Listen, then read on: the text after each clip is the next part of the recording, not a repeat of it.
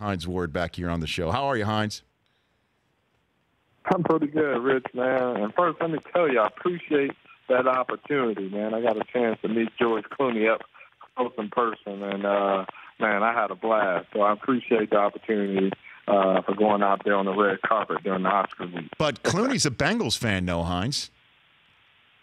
I know, but that's why I had, bragging rights, so he couldn't really say anything.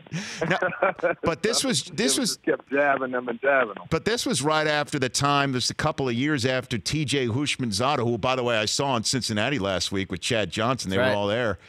He wiped his feet on a terrible towel, right? I think that happened. Yeah, very disrespectful, Rich. But I think we got the last laugh, though, I would say. Well, you got we had to beat them, and we had to beat them in the playoffs to get to the Super Bowl. That's so right. We got the last laugh. You did. So what do you think of the Steelers now, just 2 games in, Hines? What do you make of them? Because it hasn't seemed to be very seamless. And Le'Veon Bell has not gotten anything going on after his holdout.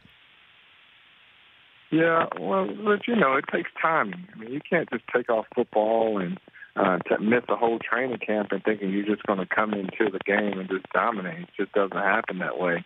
But I just think it takes time. I mean, have the Steelers played their best football yet? No, I don't think so. And I don't think no team is really playing their best football, but they're finding ways to win games, and everybody's starting to get acclimated. I think Martavis Bryant, taking a whole year off because of suspension, coming back, he's starting to get his feet wet a little bit. He's bigger, he's stronger, he's faster.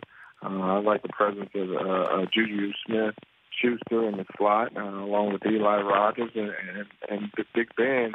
He's playing at a different level. I'm kind of envy of the guys now because of the way he commands the offense. I mean, Rich, when I played with Big Ben, I mean, we were limiting his throws. We would say, hey, just throw the ball 25 times a game. Don't turn the ball over. Just hand the ball off to Jerome Bettis to bust and let our defense play good defense. And that was our formula to success. And now how things have changed, I mean, they got weapons all over the field, and it's kind of fun to see them. So I really think, when they come into it all together and everybody mesh well together, it's all about the chemistry and building that foundation. I think Steelers will be fine. Well, I mean, Hines Ward joining me here on the show. I remember the conversation after Bill Cowher retired and went into the paparazzi, Hines, is that obviously leaving Mike Tomlin out of it, that just a change of voice was important for Ben because of the fact that he felt he was being called a game manager and he could do more. The fact that another coach who didn't draft him and wasn't there for the aches and pains and growing pains, or to put, I guess, in a way, some form of damper on his playbook, that meant a big world of difference for Big Ben. I remember that was a conversation. Was that accurate, Hines? I would say to a point. I mean, but the game has evolved, though, Rich. It's becoming a passing league. I mean, everything caters for the offense. You really can't touch the receivers anymore. You can't really hit them going across the middle, and everything about protecting the quarterback. And that really wasn't the case back then. I mean, when we had Jerome Bettis and we were playing in the AFC North, where you're playing Baltimore. I mean, the key to success was running the ball and playing great defense. And now teams are just slinging it all over the place. But I think that's just the maturation process for Big Ben of where he was when he first came into the league, whereas now he's calling his own plays. He knows where everyone has. I mean, there were times when I played with Ben, and he didn't know – he only knew what one receiver had. And now he knows where everyone is. He's putting guys in certain positions and stuff. But so just to see his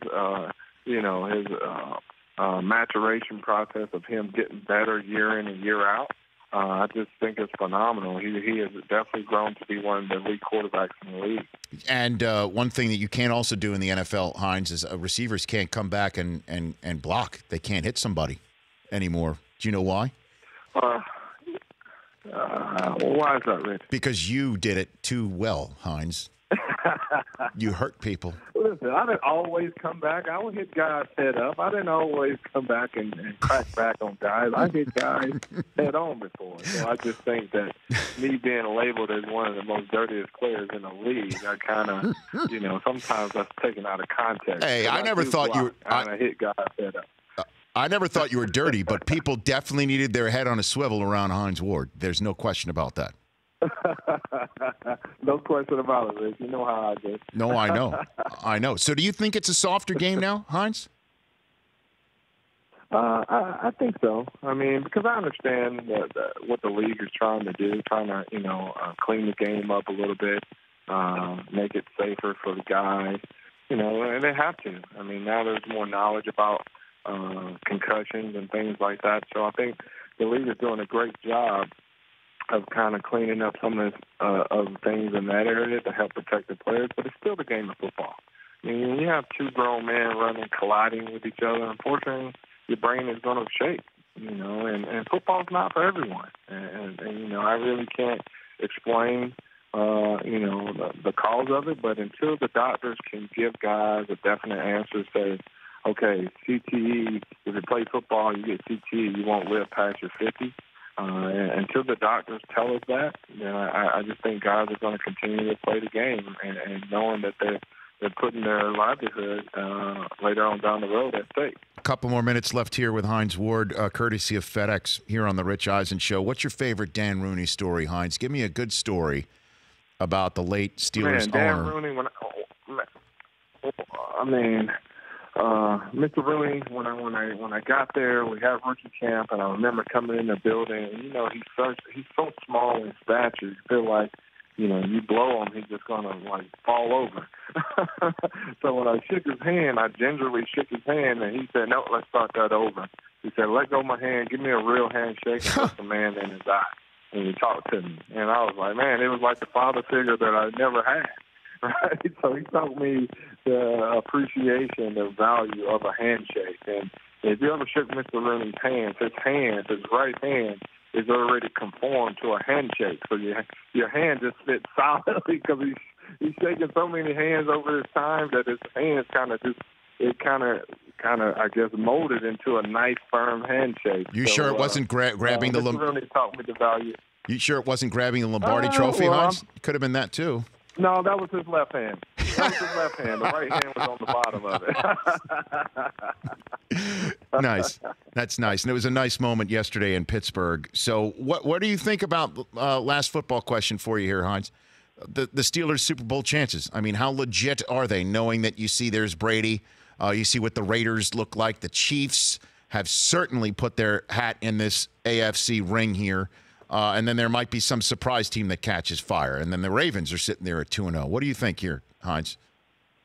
Well, I just think for the Pittsburgh Steelers, it's imperative that they get home field advantage. I mean, they're just a different team playing at home rather than on the road. Now, not to sit there and say they can't get it done on the road. I just think I like the couple additions that they put into the secondary, because I've always felt like Pittsburgh secondary was the reason. Was kind of, they were lacking the playmakers that enabled them to make it to the next level and play the Super Bowl. But I like what Hayden brings to the table to go along with Artie Burns and Will Gay in the slot and stuff like that. And I like our young nucleus of linebackers. I think now they're starting to come into their own. And, defensively, if we can hold up and Pittsburgh Steelers can get home field advantage somehow, I think they got a great chance of making it. And so what are you doing with the FedEx Junior Business Challenge finals on Wednesday in Atlanta at the PGA Tour Championship of all places too, Hines? What are you doing? I'm teaming up with the FedEx Junior Business Challenge, which, FedEx has launched this their new program called FedEx Cares. It's a global giving initiative where FedEx is investing $200 million in over 200 communities around the world by the year 2020. And so I'll be at the Tour Championship Wednesday. It's kind of basically like Shark Tank, Rich. I mean, where we're evaluating small businesses for young high school students. And the winner of that competition, there's 5 teams. They get a chance to win $75,000 donation from FedEx. So I'm super excited to kind of be there to see our young generation start up small businesses and stuff like that, because, small businesses are down now because all the millennials, they're trying to make their money on podcasts and social media and stuff like that. So, I just think it's cool to see high school kids come together and create a small business plans. And, if they can go out and present it well, me and 4 other judges, we're going to be judging the contest, and hopefully they can get things started. So I'm super excited to be a part of it. And, it's down here in East Lake, here in Atlanta, so it's right in my backyard. So Fantastic. I'm just honored to be a part of it. I can't wait. Hines, thanks for the call. When you're out here in Los Angeles, love to have you in studio. Love to hang out. Anytime, Rich. You got it. That's Hines Ward. The Rich Eisen Show, weekdays at noon Eastern on radio stations across the country and audience. If you like that video, be sure to download our app, and I'll be sure to help the NFL figure out what a catch is.